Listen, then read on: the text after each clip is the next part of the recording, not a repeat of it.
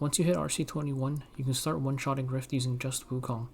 One of the main benefits of this is if you don't need the other 3 units anymore, you can take their gear and use them on units that you actually do need.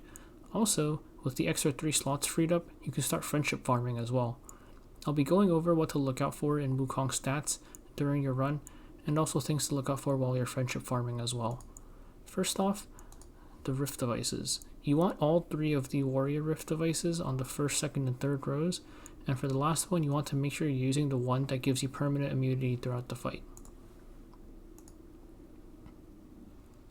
This is one of the 2 builds I was testing. Just a normal speed and crit set, nothing too amazing. For artifact, you can use any damage boosting artifact. I think the best one is probably Victorious Flag. It is a little bit expensive to get since it costs guild armbands, but it offers both damage increase and damage reduction, which will make it easier for him to survive. For the stats you want to look out for, the first thing is speed. You probably want to be at least 170 speed, and then after that, 100% crit chance, and then you need a good mix of attack, defense, HP, and crit damage.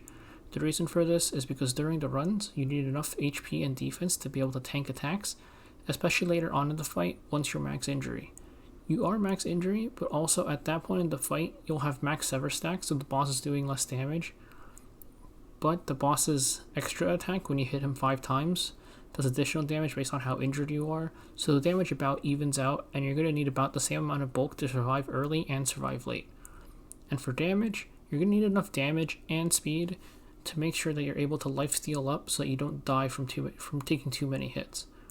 Extra speed will make it so that you can hit 1 or 2 times in between each of the boss's hits, and if you have more speed, more consistently, you'll be able to hit 2 times in between hits. And damage is for healing, since the healing you get is based on how much damage you deal. We've gone over the stats, so now I'm going to show a run, and I'll point out the parts where you're most likely to die during a run. As I mentioned earlier, this is going to vary a bit depending on what your speed is. I'm going to show off a different build later that's less fast but more damage focused, but I'll go over both of the important parts in the runs. So the first thing we have to look out for is at the very start of the fight. At this point, Wukong doesn't have his S2 passive fully stacked, and the boss still has a lot of tentacles. This means that we're not doing as much damage to it, and it's doing more damage to us. You can see that the boss is able to land not crits, but crushing blows, officially referred to strikes as in the game. Those are the big crit text numbers compared to the smaller ones. Those deal 1.3 times the amount of damage of a normal hit, and they have a 30% chance to happen. The issue is during these first few turns, if you take too many crushing hits and you don't have enough bulk, or enough speed so you can heal up, or enough attack to deal damage to heal more, you might just die from the excessive amount of damage. The thing is, it actually doesn't really matter if you fail, because since these are guaranteed one-shots, even if you fail 3 times in a row, you won't lose any energy, because if you manage to not die, the boss would have died. The other thing is, now that we're injured, you can see that when we proc the counter attack, we're going to take an additional damage proc. We're only like maybe 20% injured at this point, so it's not that much, but later on, once you hit full injury, depending on your speed tuning, if you ever run into a situation where the boss uses a counter attack and then it uses its S1 or its S2 before you're able to cut in and heal, you might have to be able to survive that combined damage.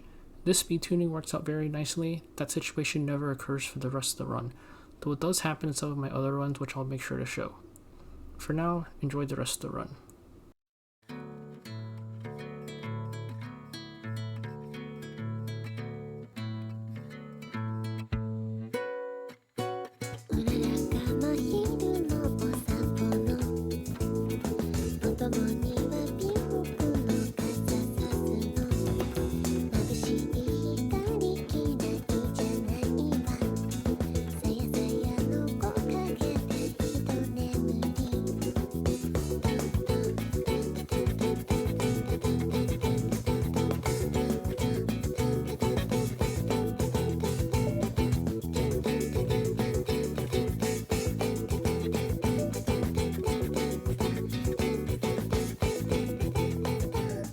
So this is the Wukong I was using when I was testing all of the other comps. I didn't bother changing the gear once I went into the Wukong solo. You do need 100% crit. I had a crit boosting artifact, which I no longer have, so I don't have enough, and I was too lazy to re-gear, but you do need to hit 100% crit. We're also a little bit slower and less bulky compared to the speed set build, but the increased damage from the rage set makes up for it because we're able to heal a lot more often. So coming into the rage set version, you'll notice immediately that since we have less defense, we're taking way more damage than we did on the speed build. On the other hand, once we land a tentacle stack, our rage starts proccing and we deal way more damage compared to the other build, so we start healing more as well. Here, we're able to heal up the full in 2 hits, while the speed set build needed 3. Also, since we're lower speed, we don't cut in as often, but this isn't as big of an issue due to our increased healing. When the ship drops on us, you'll see that we almost instantly drop to max injury. It's pretty close. The speed build needed 2 ship drops in order to get to this point. At max injury, it's dangerous because of the counterattack leading into the additional damage proc, and coming up, you'll see that we do have a situation where we take the counterattack, get the extra damage proc, and then we have to tank an attack right afterwards. So here, we can't attack, we proc it, we get hit, it's a crushing hit, extra damage attack, crushing hit S2. So we're able to survive that, which means that if you have around my bulk a little bit less, you'll be able to survive that situation at this speed tuning.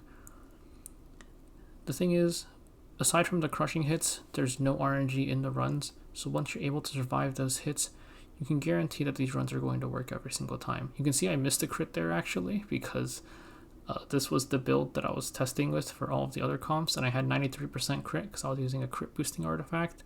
Now that's gone, but get your unit to 100% crit and it'll be fine. Aside from that, enjoy the rest of the run.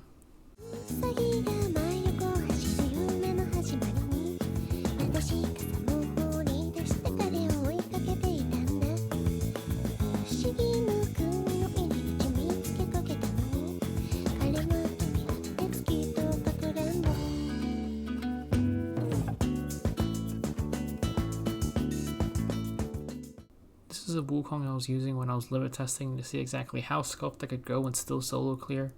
This Wukong does solo clear actually somehow, but it's not 100% consistent. There's like a not super high but decently high chance you die at the very beginning, and this is going to be a good example to showcase exactly how you can die at the beginning. So in terms of stats, the speed is fine. The speed's about the same as the rage set, so the tunings for the rage ones will be about the same. In the rage build, during the run, we had to tank the counter into S2. This amount of bulk survives the counter into S2. So what do we even die to then? You'll find out during the run exactly how, but we die because of our lack of DPS. So coming into the run, we're going to die because of our lack of damage, like I mentioned. The first hit goes fine, we're taking a lot of damage, but if we are able to make it through this first section, we'll be able to sustain up due to all the sever stacks. But we take a crushing hit there, and we try to heal up, and then we take another crushing hit, and now we get to hit twice. We can see we're not really healing that much since we don't have a lot of crit damage or rage set. The rage set would have been able to heal up fine here. We take another crushing hit, and now we're dead because the ship is coming in, and we're not going to be able to heal enough. Another crushing hit to add insult to injury. That crushing hit does about 7,000, a little bit over 7,000 damage, so we were completely dead there. Since we're soloing with Wukong, we have 3 slots left open, and we might as well make good use of them to friendship farm. Friendship farming units might have an effect on your run depending on how high level they are, so I've put in a few varying levels so you can see the effects. Ervelyn is level 60, fully awakened, Mui is level 50, fully awakened, and Euphine is only level 5. One big thing to keep in mind is that when you're friendship farming, do not bring a Soul Weaver, because the device that gives you permanent immunity only activates if you have no Soul Weaver. Also, Midnight Gaul Lilius is a bit of a special case. Due to her passive, she's pretty much completely unkillable, and she's just going to survive up until pretty much the very end of the run unless you have a tuning where she takes the counterattack into the extra damage proc into an S3 or S2. Lastly, friendship artifacts do work in Rift. I don't have any friendship artifacts on this account, but I did have somebody confirm that the friendship artifacts show here lit up, and if they show here lit up, they're supposed to work.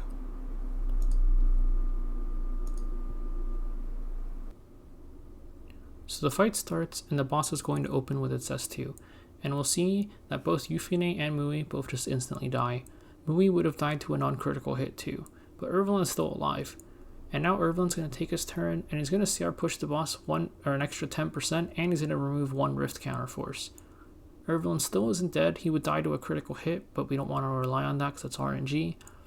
And by the time he dies to the boss's S3, Ervelin will take in 2 turns, giving the boss 20% extra CR and removing 2 Rift Counterforce from us.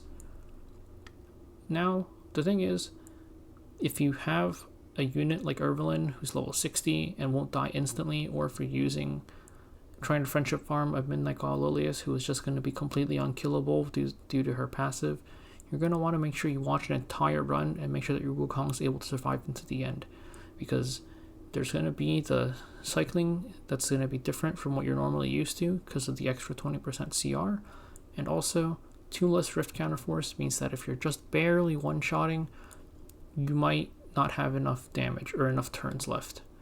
I'm going to fast forward to the end of the run since this is just all stuff you've seen before.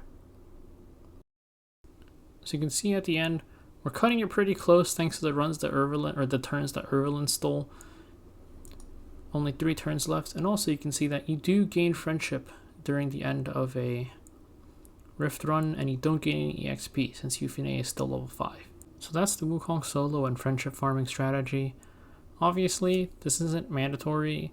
You don't need to use Wukong to solo, because at RC15 in the Bologna Vivian Bernard setup I had going, I was already 100% one-shotting at RC15, so you could toss in more units if that makes it more stable for you. There's also the option of switching your Wukong to a PvP build, and his PvP build still hasn't really settled yet at the point of this video, but it may or may not work for soloing Rift, and you might want to toss in an extra unit or 2 with him. You could use that last slot to friendship farm if you want. See what works for you.